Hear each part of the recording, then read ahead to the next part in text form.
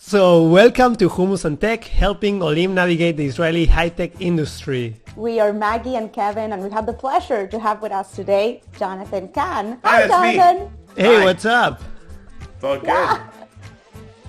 How are you? Very good. Well, we want to know, first of all, where are you from? Because that's something that's very important for us in Hummus and Tech. So if you want to start telling us your story of where are you from, So here we go. So we're here to listen. My parents are American and Yemenite Israeli. I know you can't see it, but there's some Yemenite in there. From here, you don't see in the frame, but from here down, brown. When I was born in Israel in Hadassah and Kahn, and then my parents moved to Brooklyn when I was 4 months old. And then I lived in Brooklyn until I was 12, then came back to Israel and have been here ever since. So it's like I kind of get the, where are you from? And I'm like, my mom. Best answer I can give, right? Saves me a whole story. But everyone just assumes I'm American. Yeah, you have a really good English, at least compared to me. Amazing. No, I mean, I was raised in New York, so it makes sense that I would be able to speak English fluently. I think my Hebrew has more of a English accent, and that's why I mostly speak English. Nice.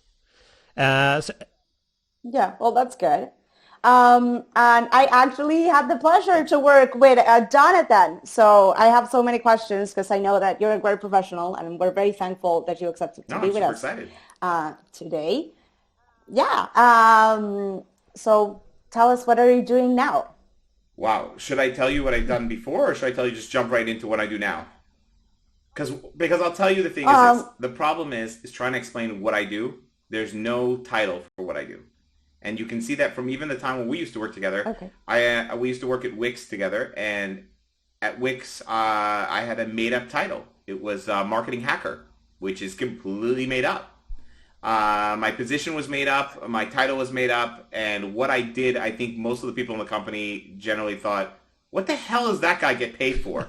But my job was... But we all loved it. you. Yeah, no, it was cool. I love everyone that was there and everything. Now it's weird. Now you go back and there's hardly any of the people that we knew back then. But generally speaking, when I asked them, what is my job definition, because I didn't want to be stuck without a job definition, they said, well, let's put it like this. If we want to make a YouTube channel, we'll take a couple of guys and we'll say, make a YouTube channel. And then we'll tell them, okay, now do something creative on that channel to bring in people or whatever YouTube does, right? That's what they would have said. And then when all that doesn't work, we bring you in. That was my definition of my job. And I think on my first day, I was taken from room to room to say, hi, I'm the new employee. I don't know if you remember that experience, but I'm very good at that experience. And then someone said, what do you do? What's going to be your job? And I told them what I do. And they said, what does that mean? And I told them exactly what they told me. And I got in so much trouble on my first day because someone complained and said, what? We're not creative enough? Anyways, but what I do today is I basically took that same thing and I built it out. I continuously kept thinking differently, kept doing things differently, kept going to companies and giving them new perspectives on their issues, their problems, whatever it is, in marketing, growth, product, and that's what I do today. So there's no real definition to what I do. I think the last title I made up was called Creative Strategic Consultant. That's yeah, it's nice. Title. Like, let's say creative strategists work in companies and they exist and they do something, which I do. But I don't exist in a company because I believe it kind of destroys your free will kind of thing, your freedom, your aspect of being able to look at things the way you want to look at it and not the way the company wants you to look at it. So I don't work in a company, so it's a consultant. So it's like that, and consultant. And I work with companies from Facebook, Move It, Mobileye, Lucia, Neverthink. There's like a million more. I've worked with some crazy new startups like BioMilk and Meat Tech. Again, and I've never done any marketing. None. I'm now in the mix of making a website, but throughout the whole time, it's always been just people who have met me who felt like, okay, we would like to refer you to someone else. Nice, So I've been nice. doing that now, I think about 5 or 6 years, I think. Something like that. It's hard to remember how long it's been since we worked together. What would be the one thing that you see when you come into one of these companies and you see like how everyone's working until that point? What's the one mistake that you see, or the one thing that you always say, hey, let's change that? Um, so that's a little bit of a difficult question, but I'll try to answer it. So I think that the first thing that you find when I come into companies, like let's just say, usually I'm brought in for a specific issue that they have. They come and they say something's not working, and we want to do X, right, to fix it. And they'll say X, Jonathan, come help us with X. And then I'll say, okay, so I actually did a video about this on YouTube. I don't know if you get to see that one, but it was about the 5 times why, right? Where if you ask someone, this was basically done by one of the founders of Toyota, came up with this whole technique that you ask someone 5 times why, you'll get to the core of why they want to do something. And I did that in a very natural way. I never heard about it, and I just asked 5 times why and saw that I usually get to the core. Um, until my brother told me, it's a technique and whatever, and I read about it. But you'll find that majority of the time, companies have a solution in mind which doesn't match the actual problem. And that happens, I would say, 98% of the time, giving enough room for just 2%, but just 98% of the time, you walk into a place, and they have a solution already cooked up and ready before it, and then when you look at it, there's no connection between the solution and what's actually the problem. That would be the number one. And then I think that if I had to talk about companies as a company, the problem that I see is that I think, and I would say this is about 70% of the time, people don't listen to their employees. People don't listen to their employees. Interesting. Many, many, many times I come into meetings and I say, guys, I want to be honest, you guys have the answer. All I'm going to do is going to ask the questions and help frame your opinions in front of the CEOs, the C-level management people, so that they can understand it. But a lot of the time, you've been here. You know the answer. It's just that either you're too afraid because you're afraid of losing your position, or you really want that raise, or the CEO is not a good manager, or the managers are not good managers. And you get to a point where you don't get to voice your opinion. And that's also one of the reasons I very much enjoy working like I do now, where I don't work in a company. I'm not afraid that I'm going to lose my paycheck, or that if I say something, my boss will yell at me. The funniest thing is that I realized, how weird is it now, thinking about the fact that your boss would yell at you? Who in their right mind Sure. now, like when I'm out of a company, I'm thinking like, if someone, another individual human being who has a job, he's just like me, he's trapped in the same thing of having a job, he has the right to yell at me as if I'm his slave, child. Like, what is this? So this whole thing doesn't make any sense to me. The way that it should be working is everyone working together to do incredible things. And I think that you'll also notice that a lot of companies are about creating entrepreneurs, and not about micromanaging, at least in their beliefs. That's great. Yeah. And Jonathan, you also worked in many companies that had a lot of True. Olim in there, such as your experience in Wix. So since our audience is mostly composed by Olim, I wanted to hear your opinion on how was it for you to work with people that were not from here. What do you suggest to them to make their workplace a better one? And what kind of like pieces of advice you have for them to feel more at home here? So I think that somewhere in my mentality, what I was raised in as a child, my dad is a very professional, very um, like well-off businessman, and because of that, as a child, I would hear him talking on the phone, and how much he demanded from other people, and how much he sounded like he deserved more than what they were giving. And I would talk the same way. When I was a little kid, if I had a problem with my phone, I'd call the phone company and I'd be like, I'm going to get my lawyers on this and like I literally get whatever I wanted just from talking at that level. And what I noticed, and this is also, by the way, this is slightly connected, but I recently downloaded the new social media app of the month, Clubhouse, right? Have you tried that one? I got an invite. I'm still waiting to download it. You got an invite? That's considered gold. Anyway, so if someone gave up an invite for you and you didn't sign up, you're literally spitting in their face. Oh, wow. I'm going to make sure. So I went on a group. I wanted to try it out. Yeah, seriously, and write them a thank you and send them chocolates. What's wrong with you? So I went into a group just to try it out because, again, I love to try new things and hear new things. And I happened to get into a group about what is it called? Third something child. It's like people who were born in one country, raised by different, like when you have many different like moves in your life and you're living in a completely different country and a different culture and how do you deal with it? And the whole time I listened to people's stories, which were phenomenal, by the way. It was a very emotional experience because it's not exactly the same as the other social media. I don't know if this one's going to disappear or not, but it was very emotional. As I listen to the stories, it's the same answer of what I feel towards what you just said.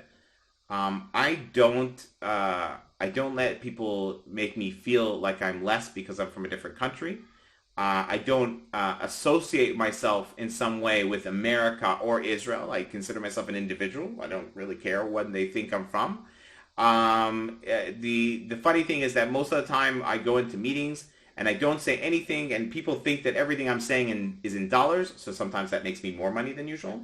When I look at other, imagine you come into a meeting and you're like $35,000, like dollars, and you're like maybe. So I think that I don't let people make me feel like I'm not part of it. And as you know me also as an individual, I'm very likable. I jump in. I jump in full heart, like jump into everything and everyone. I don't waste time. I don't have that building a wall or anything like that. I'm not afraid. So what? Someone tells me, why don't you speak Hebrew? Because I don't like how I sound in Hebrew. That's it. That's all. And also, by the way, if you really research, you find out that Hebrew has less words than English.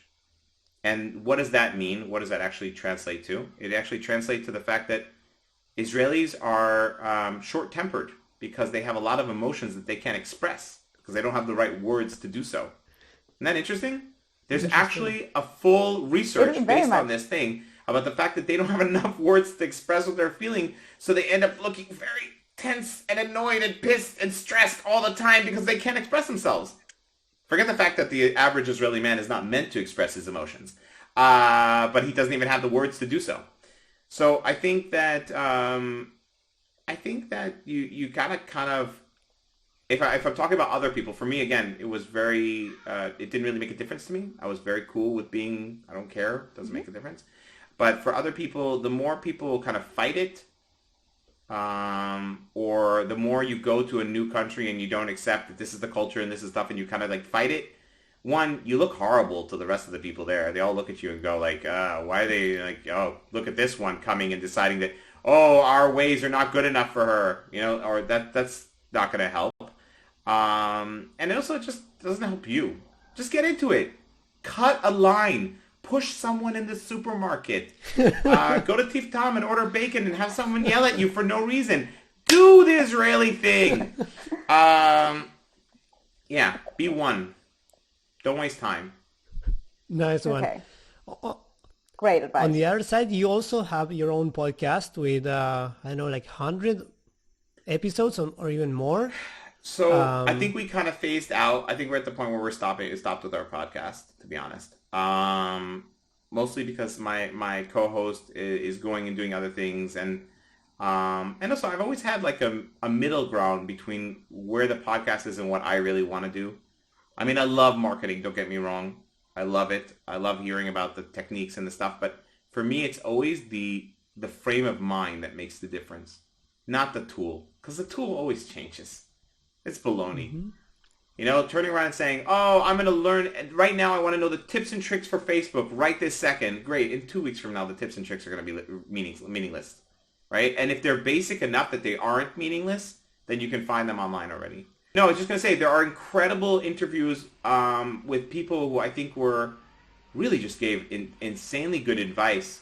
I don't know if you've ever had the project of having to redoing the homepage of your website for your company. I've actually had that project once in my life. It is one of the hardest projects to do. Everyone has a stake and has an opinion. It's a crazy, crazy process.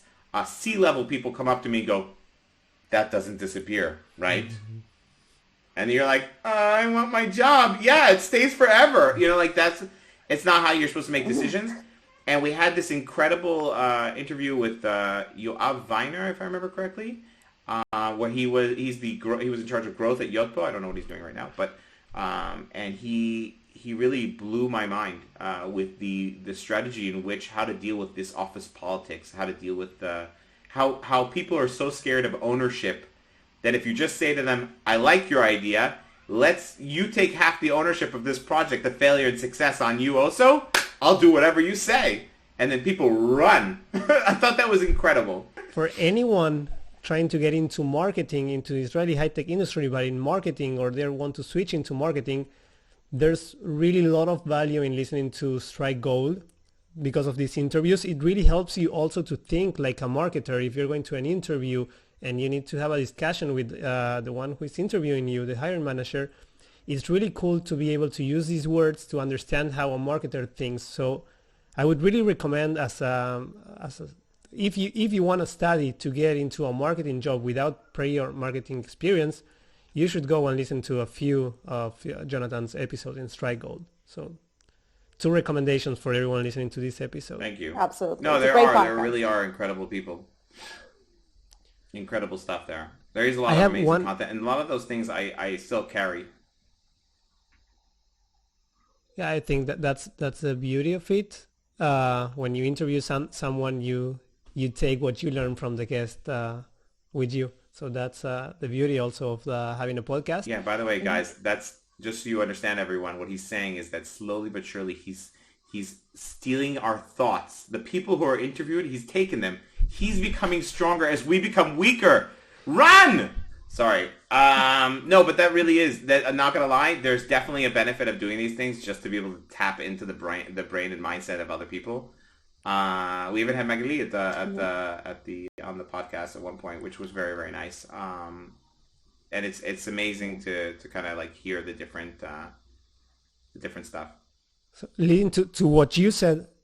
Yeah, it was very nice. It was a very nice experience. Leading to what you said, and I don't want to feel exposed now, but my next question was going to be for you, so I get something from you.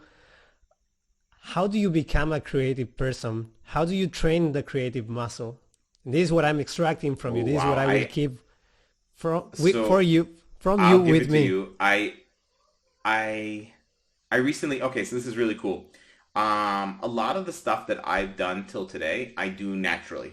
I didn't read. I learned from watching and listening and everything, but a lot of the stuff I naturally understand that this makes sense to do, or this is how to do something. And recently I did I did 3 at this point, 3 different lectures for companies. I've never done lectures before, but someone approached me and said, hey, I heard you could do a lecture, and they asked me if I would do a lecture on storytelling, and I did one on storytelling. They said, wow, the lecture was incredible. All of our people wrote amazing reviews about it. And I was like, that's awesome. Like, this is my first lecture. The second lecture was exactly on the topic you're talking about now. I did a lecture for Payoneer, which was about how to be more creative faster. And we kind of went into all the different discussions of creative processes that are used right now to come up with all kinds of amazing concepts. And I'll give you the most important part that I learned as a child that really made me the person I am. And I've been defined by different companies and different people. You can look at my recommendations on LinkedIn. I've been defined as like a creative ball of energy. So I'll give it to you. Ready? When I was a kid, my dad used to ask us, when we'd sit in the car, I'll give you a scenario. We're sitting in the car, we're listening to my dad's on the phone on the car phone, and he's put on hold, and there's music playing, and my dad would say to us, guys, what do you feel when you listen to this music? So I say, I feel like things are moving fast, like people are running around, like all these different feelings and things that I felt, right? Anxious, that things are happening, that things are like, there's movement, right? And my dad would say, okay, great. What made you feel that way? And then I'd say, okay, so the music on the call was fast violins. I spoke like that when I was a kid. A lot of no, I'm just kidding. I said the music on the call was fast violins, played very fast. And then he said, why would they do that? And I took a guess. I said, maybe because they want us to think that they're working. And my dad would say, great. And he would go and do that throughout our lives several times. And that process, I think there's definitely the level of creativity is connected to intelligence. The more intelligent you are, the more you have to play with when you're coming down to your creative thoughts.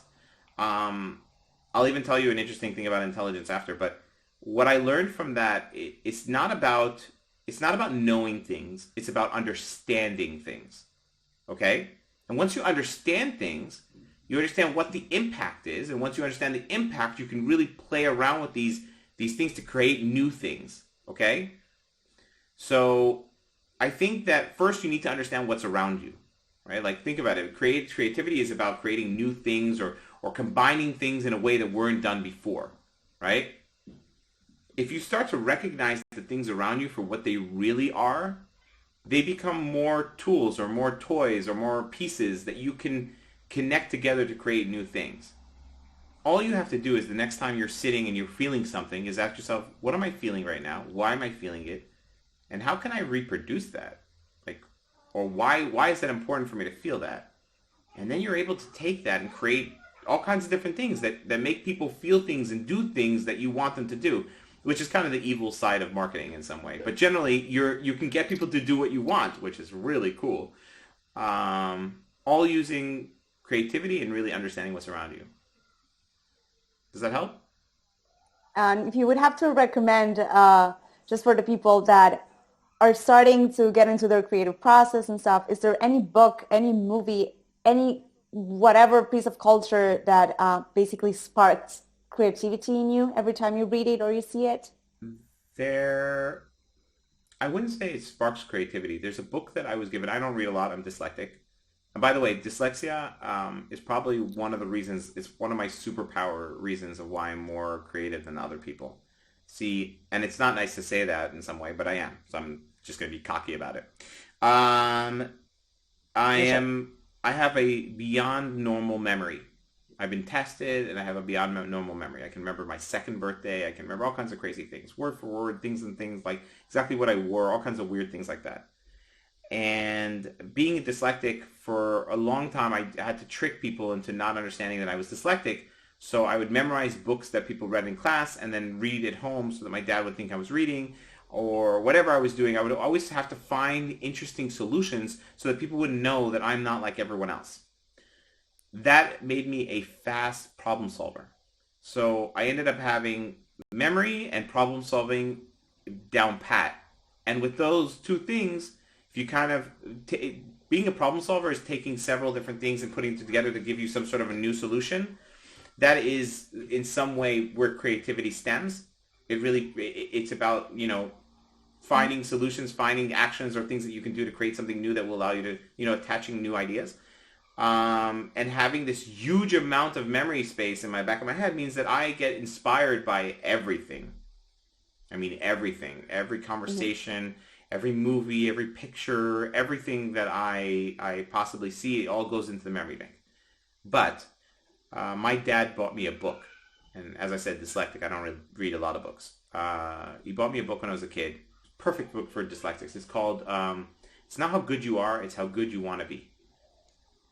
It was made by someone very famous from the advertising industry. I don't remember his name right now. Again, it's for someone with a great memory, that's like names I fuck up. But incredible book. Written beautifully, pictures done beautifully, everything's done where there's small amounts of text, but it's done in a very smart way so that you feel what you're meant to feel from each page.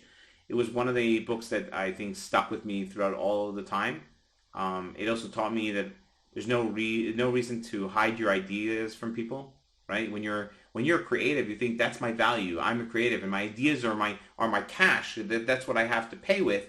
And if I give them away for free, then I won't have money, right?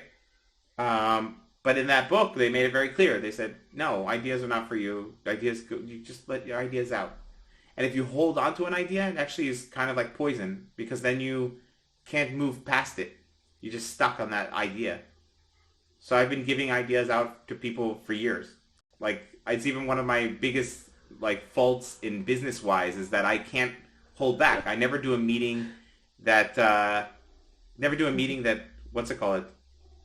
That's free, because I know within that meeting I'm going to give them so much value, because I'm just going to say everything. I'm not going to hold any of the ideas back. I'm going to give them everything. Inspiration you get from everywhere. Literally, I think, I don't know if you saw this, Kevin, but I helped give an idea. I was literally brought into Mindspace to give an idea for their video campaign for Women's Day. The concept of the idea came from a small, teeny tiny conversation my brother was having with my wife, where she was talking about how much she loves her boss and how great it was and how awesome she is. And she didn't say she just said my boss, my boss, my boss, my boss. And she said, and then my boss went to maternity leave. And my brother's mind looked like it exploded. He was like, your boss went to maternity leave? What? And then she goes, my boss is a woman? And he was like, oh my God, I don't know why I associated with man, boss and man. I associated it with, I'm so sorry, right? That small fraction of a moment inspired me to take that and say, hey, my brother's not sexist. He's just was raised in a culture where boss means man. And it's something that we're trying to change, and everyone's trying to change it. So when I came to that project, I said to them, guys, I think that this would happen to anyone. And I asked a riddle in the room. I said to them, I'm going to ask you a riddle. And I asked a riddle, and everyone failed the riddle.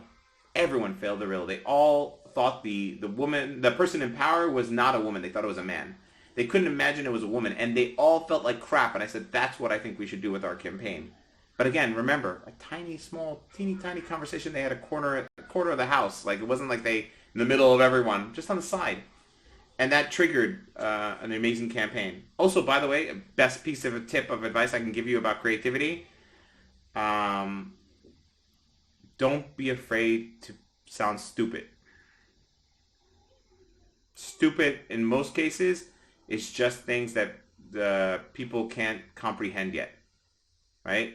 If I told you that I was going to make rockets that could fly into the sky and not blow up, and then land back down, you might say, good luck. This freaking NASA over there hasn't done it. But then you see nowadays that is possible, right? So I think that when you're in a creative situation, try to make sure that you're in a place where you can say something stupid. I like to start off any meeting that I have with people talking about something stupid. I'll walk into any meeting, doesn't matter who you are, billionaire. You could be the freaking Bill Gates, I don't care. I'll walk in and I'll start with my first sentence being, wow, you wouldn't believe I fell off my bike on the way here and I just hit my nuts into a tree or something like that. Some crazy thing. And they'll go, okay. They never met me. I haven't even said, hi, my name's Jonathan. And I'll just start from that. And the reason why is because I think it breaks down some walls of that. I need to be the rich, powerful person in this meeting. And da-da-da. No, you're just like me. We're human beings. We fall. We do stupid shit. And it's cool. And once I'm in that situation, I feel a lot more comfortable. They feel more comfortable. And we can talk like real people and not be afraid of judgment. You ever notice how people, when they're high, they usually say they think they have great ideas?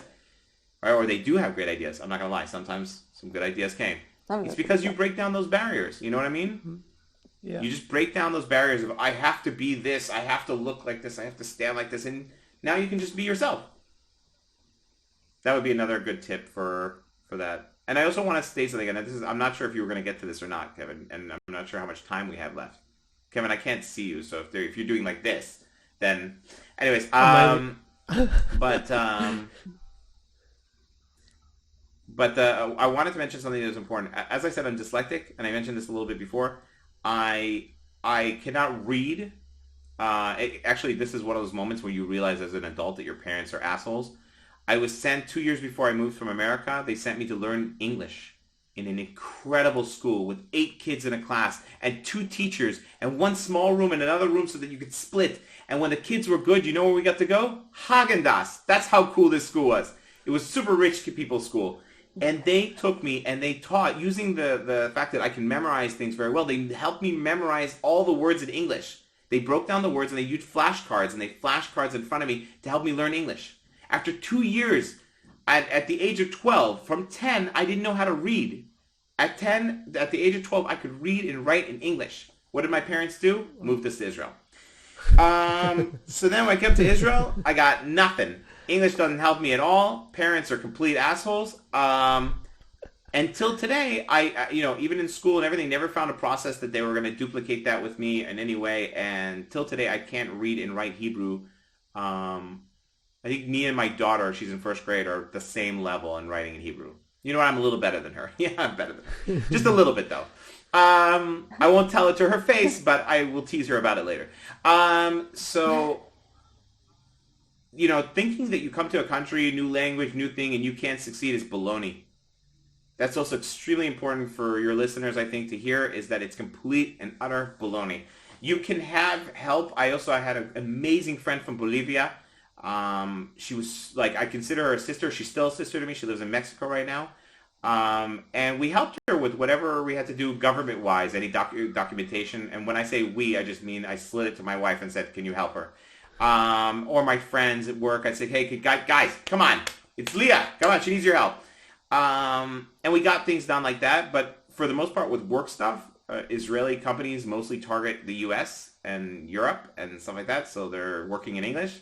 You have a massive benefit, the fact that you know a language, and if you're localized and you know another language that you do, that's a benefit.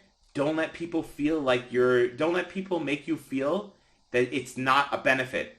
It is definitely a benefit. Every Israeli kid in school wishes he knew more languages, right? You got it. Don't put yourself in these call centers and stuff like that, feeling, I have to be in this position because I only know another. No. Baloney. You have other talents. You're not born with the talent, I can speak a different language. You got other talents. You know how to do marketing. You know how to do sales. You know how to do, well, maybe sales puts you back in that phone call thing. But maybe you know how to do other things, right? Maybe finance. Go. Push it forward. Don't get stuck with, I know how to do one language. Maybe that's you know what, I'll give you a pass. As your first job in Israel, you can take that one. But after that, keep moving. You're way better than just one language, you know? Okay, well, first of all, thank you so much for all this amazing advice that you provided us and our listeners. But I think that me personally, I learned a lot just by listening to you. I think you're so talented. And as I said previously, I was, very privileged to work with you. And I really, really enjoyed it. So I'm very happy that you are with us tonight. And I have 2 final questions to ask you that we ask to every single guest on the show. First of all, once again, the majority of our listeners are not from Israel, and they're probably learning Hebrew. So first of all, what is your favorite Hebrew word and why? And second of all, as the name claims, what is your favorite hummus place? Okay. So my favorite Hebrew word is, and this is really stupid. I mean, don't judge me. I mean, judge me on everything else I said, not this. Okay. Lalouche. Okay? It means... Okay. Can you lalouche is translate when and it's say like when why? you take a rolling pin and you roll bread. You work kneading the bread. Kneading dough. Sorry, kneading dough. That's what it is. Kneading, right, is lalouche. And lalouche sounds so nice. My daughter would jump on my back when I was lying down on the couch or whatever, and she'd take a stick, because again in Kahn that's what they do with Play-Doh. They just roll out the Play-Doh, so that she would take a stick and she'd roll it on my back. I'm like, what are you doing? And she's like, I'm lalouche, like she's like rolling me out like dough, and I was like, lalouche. I love that word. I don't know. Did anyone else say lalouche? No, you're definitely very, very creative. I just like that word, laloosh. Where did they expected. come up with that? By the way, I'm really good friends with the people who created. Actually, you know Justin. Do you remember Justin Jacobs? Yes. So he was married to a young lady named Tali. She's like the great granddaughter of Ben Yehuda, the one who made the Hebrew language. So just like Wow. funny enough, like literally they're friends of the family, people who made Hebrew. And I always think to myself, where did they come up with laloosh? Laloosh, what a great luxurious word for bread. Hey, I'm going to laloosh et the thing. Wow. Okay. And my favorite hummus place. Holy crap.